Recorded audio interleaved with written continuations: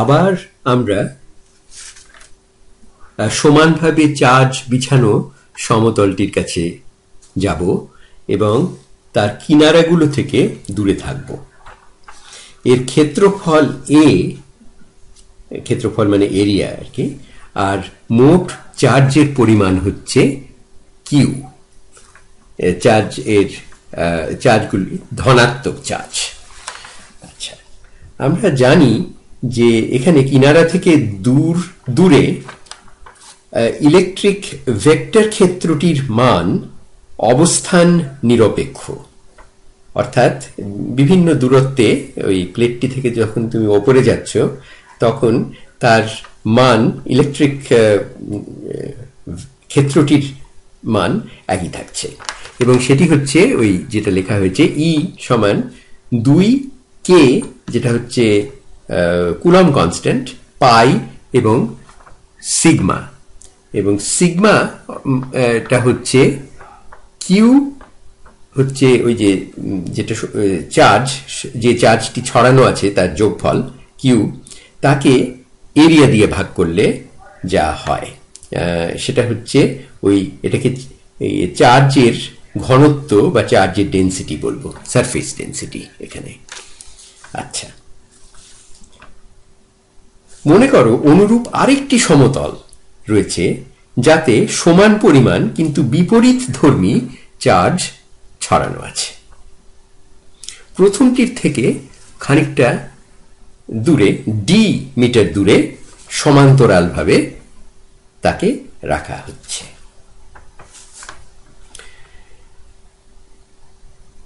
আচ্ছা,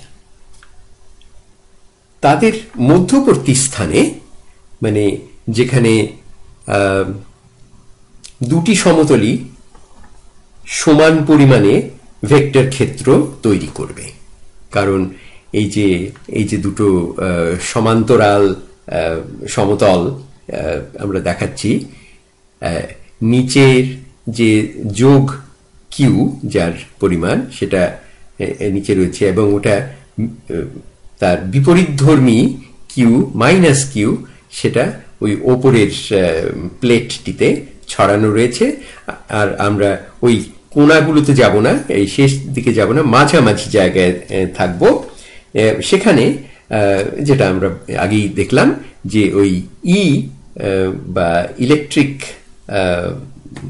ভেক্টর ক্ষেত্রটি এর মান একই দিকে দুটোতেই, মানে প্রথমটির দিকে এই প্লাস কিউ চার্জ যুক্ত সমতলটির ইলেকট্রিক ক্ষেত্রের মুখগুলো থাকবে ঊর্ধ্বমুখী, এবং বিয়োগ কিউ চার্জ যুক্ত ওই ওপরের সমতলটির ক্ষেত্র তার পরিপ্রেক্ষিতে নিম্নমুখী, অর্থাৎ দুটোই একই দিকে ফেরানো।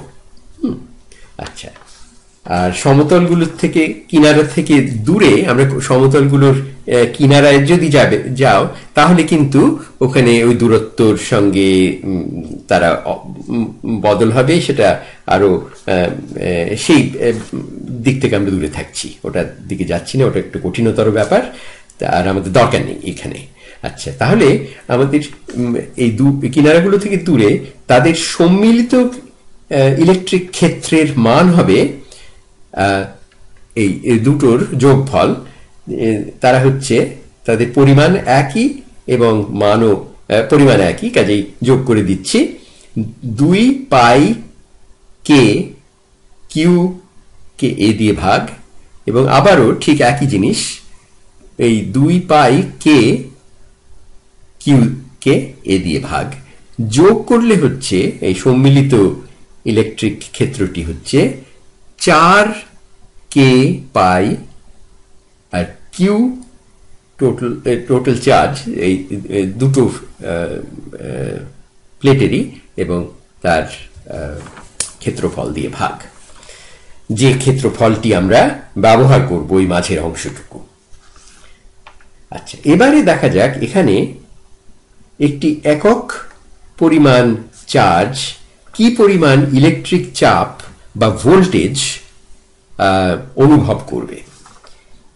তার মানে একটি চার্জকে যদি একটি এই প্লেনে রাখা হয় তাহলে সে কত ব্যাকুল হবে দ্বিতীয়টির দিকে যেতে, সেই ইলেকট্রিক চাপের জন্য, ভোল্টেজ যাকে বলে।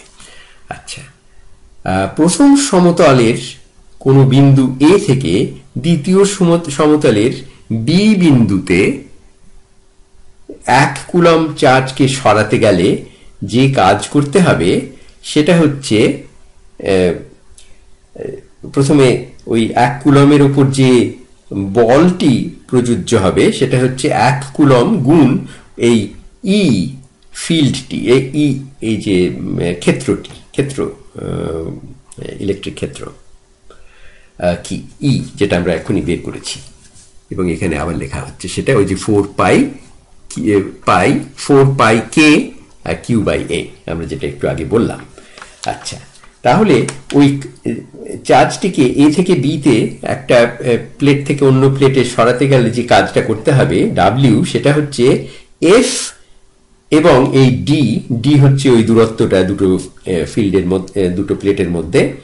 এফটা হচ্ছে ওই যেটা আমরা বললাম 1 কুলম গুণ এই যে ই যেটা লেখা হয়েছে তার গুণফল, সেই জুল। তাহলে সেটা হচ্ছে 1 কুলম গুণ ই,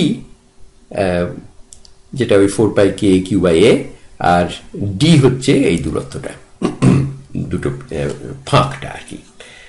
আচ্ছা, আর সেটা হচ্ছে এই যে যেটা আমরা বললাম এই ডাব্লিউ, সেটাকেই আমি বলবো ভোল্টেজ ডিফারেন্স, ওই পার্থক্য, ভোল্টেজের পার্থক্য এ এবং বি থেকে। একটা হচ্ছে প্লেট, 1 নম্বর প্লেট থেকে 2 নম্বর প্লেট, এই দুটোর মধ্যে যে ভোল্টেজ ডিফারেন্সটা, সেইটাকে আমি নাম দেব ভি বা ভোল্টেজ বলবো, ভোল্টেজ ডিফারেন্স আর কি, এখানে পার্থক্যটা।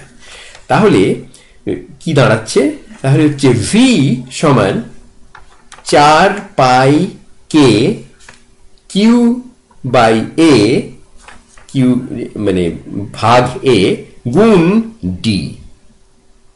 ওকে, অথবা এটাকে আবার গুছিয়ে লেখা যায়,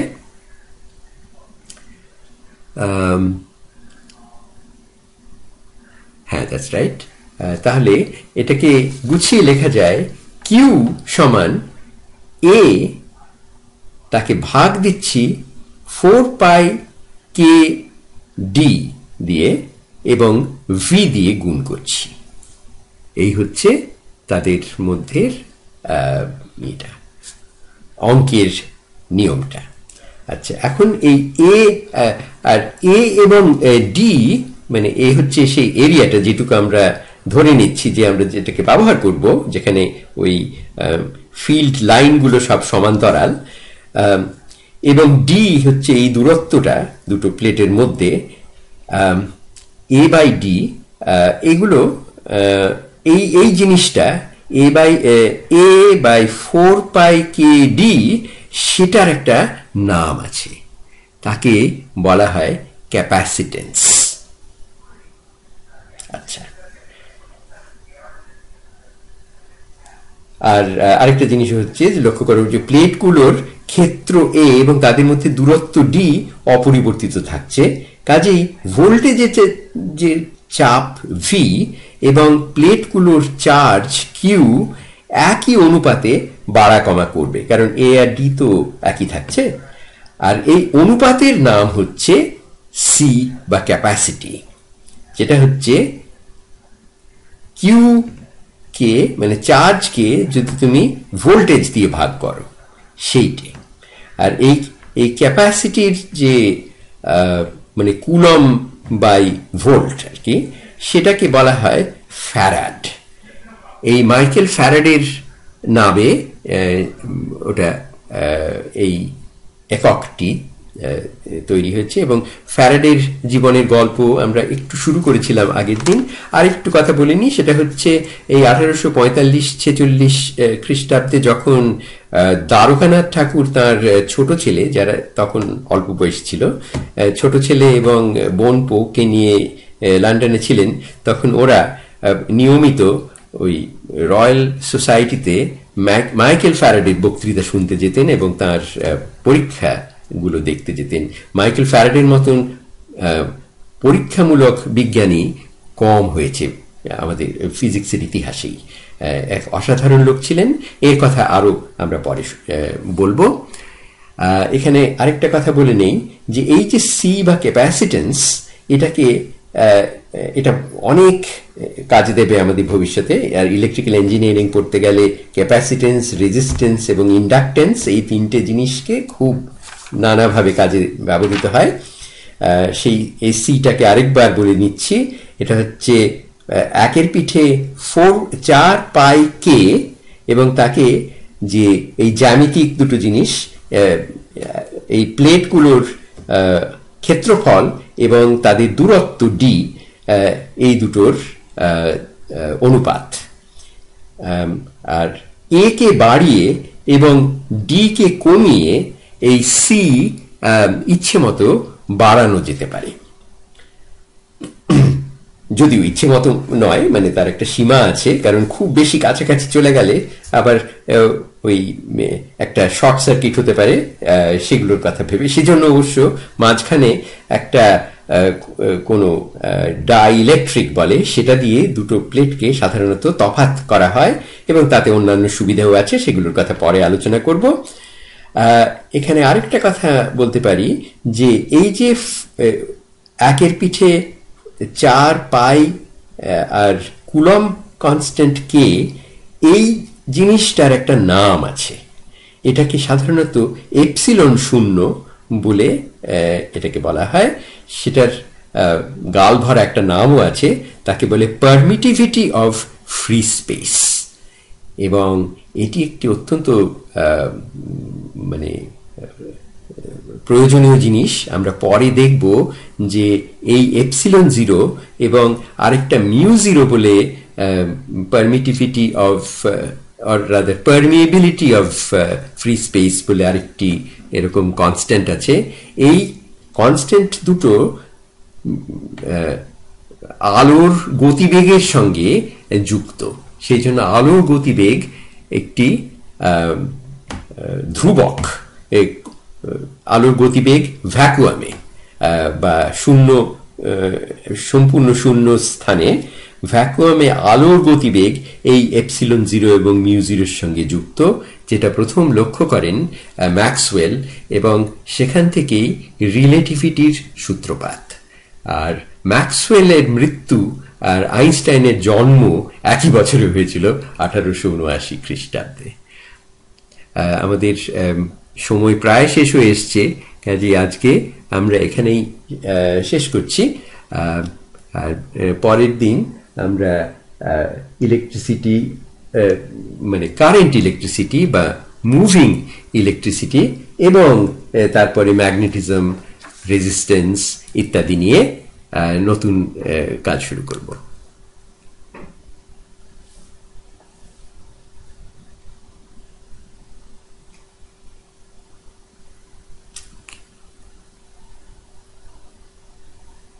No?